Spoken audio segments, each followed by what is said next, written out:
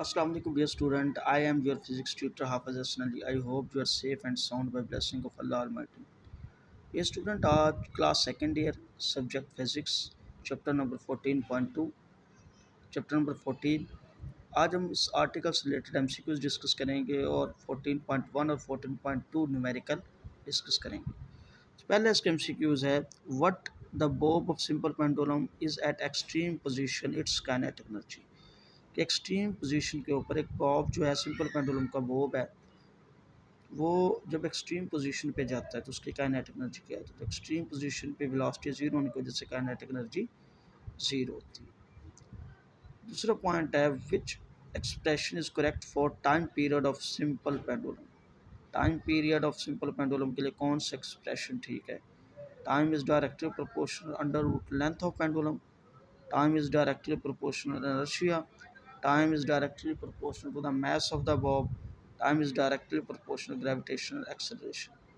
तो इसका जो सही आंसर है वो A option, time is directly proportional length of pendulum. In case of oscillating pendulum it's acceleration A is,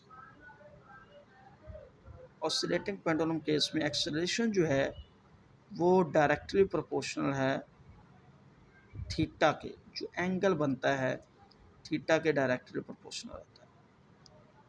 frequency of simple pendulum is given by, frequency of simple pendulum जब वो time period का reciprocal होता है, चार option दिए गए, 1/2 pi under root g over l, P2 pi under root g over l, 1/2 pi under root g over 2 l, under root 2 pi under root L over g. तो frequency के लिए A option 1/2 pi under root g over l ठीक है। Frequency of second pendulum is, second pendulum ऐसा pendulum होता है जिसका time period 2 हो, तो फ्रीक्वेंसी है 1/t 1/2 0.5 हर्ट्ज। इसमें चार ऑप्शन है 1 हर्ट्ज, 0.5 हर्ट्ज, 1.5 हर्ट्ज, 2 हर्ट्ज। तो इसका सही ऑप्शन है 0.5 हर्ट्ज इसका आंसर।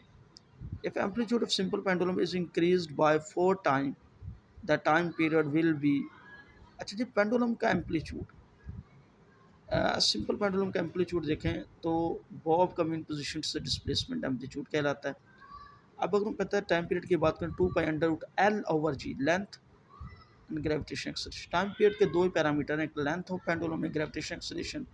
एम्पलीट्यूड का इस पर कोई फ़र्क नहीं पड़ता, एम्पलीट्यूड आप 4 टाइम बढ़ा दें 3 टाइम बढ़ा दें उसका टाइम पीरियड सेम रहेगा। 7, if mass of pendulum become double what its time period will be. आप पेंडुलम का मैस डबल करें चाहे ना करें, टाइम पीरियड जो है वो सिर्फ लेंथ ऑफ पेंडुलम और ग्रेविटेशन एक्सेलरेशन पे डिपेंड करता है और मैथ्स पे डिपेंड नहीं करता। मैथ्स 2 टाइम बढ़ा दें 4 टाइम बढ़ा दें उसका टाइम पीरियड क्या रहेगा, सेम रहेगा। If a pendulum vibrate with frequency 0.5 hertz its length will be. If pendulum vibrates with frequency 0.5, ये 8 वाला एमसीक्यूज है। फ्रीक्वेंसी है 0.5, टाइम पीरियड इसका कितना है 2 second. 2 second T is equal to 2 pi under root L over g, दोनों तरफ square लें तो T square is equal to 4 pi square l over g, g उधर जाके मल्टीप्लाई हो जाएगा, T square multiply g over 4 pi square equal to length आएगा और ये वैल्यू है 100 सेंटीमीटर, मीटर में लेके जाएंगे तो 1 मीटर आएगा और सेंटीमीटर में लेके जाएंगे तो 100 सेंटीमीटर आएगा। तो यहाँ पे जो टाइम पीरियड है इसको हम इस तरीके से फाइंड आउट करेंगे बेसिकली। तो बेसिकली अगर आप इसको देखेंगे तो इस पर फार्मूला आ गया T is equal to 2 pi under root L over g. तो स्केयर लेंगे दोनों तरफ, T square 4 pi square l over g. हमने लेंथ निकालनी है तो ये इधर मल्टीप्लाई हो गया, T square multiply g over 4 pi square equal to L. यहाँ पे अब टाइम के जगह टी टू का स्केयर लगाएंगे, जी 9.8 और 4 पाई 3.14 लगाएंगे तो आपके पास लेंथ ऑफ पेंडुलम आ जाएगा। इसके बाद हम बात करते हैं no MCQs. The force responsible for a vibratory motion of simple pendulum is. कहता है कि सिंपल पेंडुलम को जो फोर्स वाइब्रेट करवाती है वो कौन सी फोर्स है जो पेंडुलम को वाइब्रेट करवाती है, तो वो डब्ल्यू वाई यानी एम जी साइन थीटा है जो फोर्स इसको क्या करवाती है, वाइब्रेट करवाती है। यानी एम जी साइन थीटा ये एज ए रिस्टोरिंग फोर्स के तौर पर एक्ट करता है और जो पेंडुलम को वाइब्रेट करवाता है। 10 वाला जो एमसीक्यूज है, if time period of simple pendulum is 2 second the frequency will be 1 over T 0.5 hertz. ये पीछे भी ऑलरेडी जो रिपीट हो चुका है। 11 वाला एमसीक्यूज है, if simple pendulum is moved from the earth is to moon how does change the period of oscillation। देखें जी, जब अर्थ से उसको चांद पे ले जाएंगे तो ग्रेविटेशन एक्सीलरेशन डिक्रीज करेगी अंडर रूट 1/6 टाइम। अगर ग्रेविटेशन एक्सीलरेशन डिक्रीज करेगी तो इस रिलेशन के मुताबिक टाइम पीरियड क्या करेगा, इंक्रीज करेगा। इसके बाद हम बात करते हैं एम सी क्यूज़ 12 की। Eight which place the motion of simple pendulum will be slowest. तो जैसे हम सतह ज़मीन से ऊपर जाते जाते हैं तो ग्रेविटेशन एक्सीलरेशन कम होते जाता है, टाइम पीरियड ज़्यादा होता जाता है और मोशन क्या हो जाती है, स्लो। तो के टू पहाड़ पर उसकी जो मोशन है वो क्या हो जाएगी, स्लो हो जाएगी, क्योंकि वहाँ पे ग्रेविटेशन एक्सीलरेशन बहुत स्मॉल होगा। In order double period of simple pendulum is extreme position, then its kinetic energy is zero. Time period in order to double period of simple pendulum is extreme position that its kinetic energy is zero. Time period जितना मर्जी हो जाए उससे kinetic energy पे कोई फर्क नहीं पड़ता। Simple pendulum is complete 20 vibration in 5 second. It's frequency 20 number of vibration divided by time 20 divided by 5 4। तो जो उसकी फ्रीक्वेंसी 1 सेकंड में 4 वाइब्रेशन कंप्लीट करता है तो उसकी फ्रीक्वेंसी कितनी होगी, 4 होगी। अंडर रूट 15 वाला under root L over g and under root m over k has same numerical value units damping time period. तो इनके यूनिट्स जो हैं वो सेम होंगे।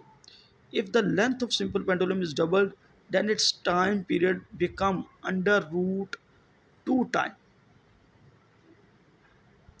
जब उसकी लेंथ डबल होगी तो उसका time period under root 2 time हो जाएगा। ये यहाँ पे गलत लिखा है, ये 4 टाइम रॉन्ग आंसर है। इसके बाद हम डिस्कस करते हैं न्यूमेरिकल 14.1 एंड 14.2।